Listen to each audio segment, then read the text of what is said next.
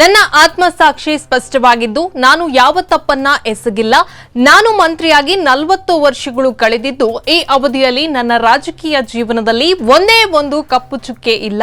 ನನ್ನ ರಾಜಕೀಯ ಜೀವನ ತೆರೆದ ಪುಸ್ತಕವಿದ್ದಂತೆ ಎಂದು ಹೇಳುತ್ತಿದ್ದಂತ ಸಿಎಂ ಸಿದ್ದರಾಮಯ್ಯ ಅವರಿಗೆ ಮೂಡ ಹಗರಣ ಭಾರಿ ಸಂಕಷ್ಟವನ್ನ ತಂದಿದೆ.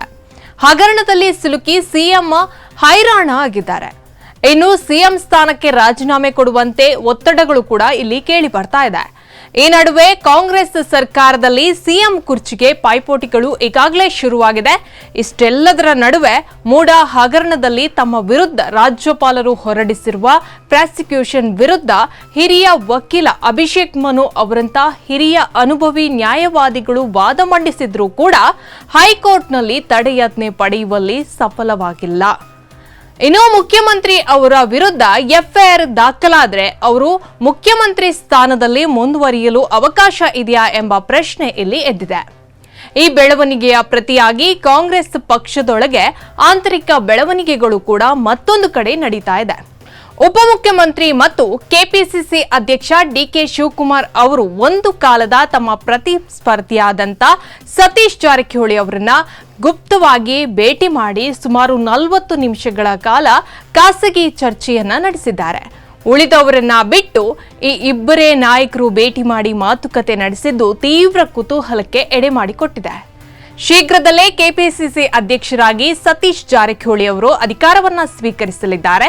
ಇದರ ಸಂಬಂಧವೇ ಇವರಿಬ್ಬರು ಭೇಟಿ ಮಾಡಿದ್ದಾರೆ ಎಂಬ ಮಾತುಗಳು ಇಲ್ಲಿ ಕೇಳಿ ಬರ್ತಾ ಇವೆ. ಕಳೆದ ಕೆಲವು ವರ್ಷಗಳಿಂದ ಸತೀಶ್ ಜಾರಕಿಹೊಳಿ ಅವರ ಅಣ್ಣ ರಮೇಶ್ ಜಾರಕಿಹೊಳಿ ಅವರ ವಿವಾದಾತ್ಮಕ ವಿಡಿಯೋ ಕಾಣಿಸಿಕೊಂಡ ನಂತರ ಉಭಯ ನಾಯಕರ ನಡುವೆ ಸಂಬಂಧ ಸುಧಾರಿಸಿತ್ತು. ಡಿಕೆ ಶಿವಕುಮಾರ್ ಮುಖ್ಯಮಂತ್ರಿ ಆದರೆ ರಾಜ್ಯಕ್ಕೆ ಭಾರೀ ಸವಾಲು ಎದುರಾಗಲಿದೆ ಎಂದು ರಮೇಶ್ ಜಾರಕಿಹೊಳಿ ಅವರು ಇತ್ತೀಚೆಗೆ ಪ್ರತಿಕ್ರಿಯಿಸಿದ್ರು. ಇವೆಲ್ಲದರ ಬೆಳವಣಿಗೆಯ ಬಗ್ಗೆ ಚರ್ಚಿಸಲು ಮತ್ತು ಮುಂದಿನ ಕ್ರಮ ಕೈಗೊಳ್ಳಲು ಉಭಯ ನಾಯಕರು ಭೇಟಿಯನ್ನ ಮಾಡಿದ್ದಾರೆ ಎಂದು ಹೇಳಲಾಗ್ತಾ ಇದೆ. ಕೆಲವು ವರ್ಷಗಳ ಹಿಂದೆ ಬೆಳಗಾವಿ ರಾಜಕೀಯ ಮತ್ತು ಸಹಕಾರಿ ಬ್ಯಾಂಕ್ಗಳ ಹಿಡಿತದ ವಿಚಾರದಲ್ಲಿ ಇಬ್ಬರ ನಡುವೆ ಜಟಾಪಟಿ ನಡೆದಿತ್ತು. ಈ ಎಲ್ಲ ವೈಷಮ್ಯಗಳನ್ನ ಮರೆತು ಮುಂದಿನ ದಿನಗಳಲ್ಲಿ ಒಗ್ಗಟ್ಟಿನಿಂದ ಮುನ್ನಡೆಯೋಣ ಎಂದು ಸಾರಲು ಇವರಿಬ್ಬರು ಭೇಟಿಯಾಗಿದ್ದಾರೆ ಎಂದು ಹೇಳಲಾಗ್ತಾ ಇದೆ. ಇನ್ನು ಉಭಯ ನಾಯಕರು ಈ ಹಿಂದೆ ಹಲವು ಬಾರಿ ಭೇಟಿಯಾಗಿದ್ರು. ಮಂಗಳವಾರ ಸಭೆ ಸಾಕಷ್ಟು ಗಮನವನ್ನ ಸೆಳೆದಿದೆ ಎಂದು ಸತೀಶ್ ಜಾರಕಿಹೊಳಿ ಅವರ ಆಪ್ತ ಮೂಲಗಳಿಂದ ತಿಳಿದು ಬಂದಿದೆ. ಡಿಕೆ ಶಿವಕುಮಾರ್ ಅವರ ತಮ್ಮ ಡಿಕೆ ಸುರೇಶ್ ಅವರು ಇತ್ತೀಚೆಗೆ ಲೋಕಸಭೆಯಲ್ಲಿ ಸೋತರೆ ಸತೀಶ್ ಜಾರಕಿಹೊಳಿ ಅವರ ಪುತ್ರಿ ಪ್ರಿಯಾಂಕಾ ಜಾರಕಿಹೊಳಿ ಗೆದ್ದಿದ್ದಾರೆ. ಇನ್ನು ಲಕ್ಷ್ಮೀ ಹೆಬ್ಬಾಳ್ಕರ್ ಅವರ ಮಗ ಮೃಣಾಲ್ಗೆ ಸಹಾಯ ಮಾಡಲು ಶಿವಕುಮಾರ್ ಅವರ ಪ್ರಯತ್ನವೂ ಇಲ್ಲಿ ವಿಫಲವಾಯಿತು. ಹೀಗಿರುವಾಗ ಇಬ್ಬರ ಭೇಟಿ ಮತ್ತು ಮಾತುಕತೆಯು ಕಾಂಗ್ರೆಸ್ನೊಳಗಿನ ಪ್ರಮುಖ ಬೆಳವಣಿಗೆಯನ್ನ ಸೂಚಿಸುತ್ತದೆ ಎಂದು ಮೂಲಗಳು ತಿಳಿಸಿವೆ.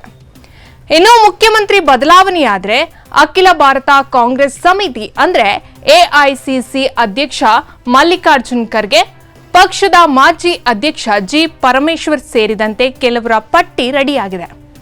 ಆದರೆ ಶಿವಕುಮಾರ್ ಅವರು ಸಿಎಂ ಆಗುವ ಮಹತ್ವಾಕಾಂಕ್ಷೆಯನ್ನ ಈಡೇರಿಸಲು ಬಯಸಿದ್ರೆ ಸತೀಶ್ ಜಾರಕಿಹೊಳಿ ಅವರ ಬೆಂಬಲವು ಮಹತ್ವವಾಗಿರುತ್ತೆ. ಯಾಕೆಂದ್ರೆ ಅವರು ಕಾಂಗ್ರೆಸ್ ಮತ್ತು ಬಿಜೆಪಿಯ 15ರಿಂದ 20 ಶಾಸಕರನ್ನ ನಿಯಂತ್ರಿಸುವಂತ ಶಕ್ತಿ ಸಾಮರ್ಥ್ಯವನ್ನ ಹೊಂದಿದ್ದಾರೆ. ಇನ್ನು ಡಿಕೆಶಿ ಮುಖ್ಯಮಂತ್ರಿ ಆಗ್ತಾರಾ, ಡಿಸಿಎಂಗೆ ಸಿಎಂ ಕುರ್ಚಿಯಲ್ಲಿ ಕೂರೋ ಭಾಗ್ಯ ಇದೆಯಾ ಅನ್ನೋದನ್ನ ನಾವಿಲ್ಲಿ ಕಾದು ನೋಡ್ಬೇಕಾಗತ್ತೆ.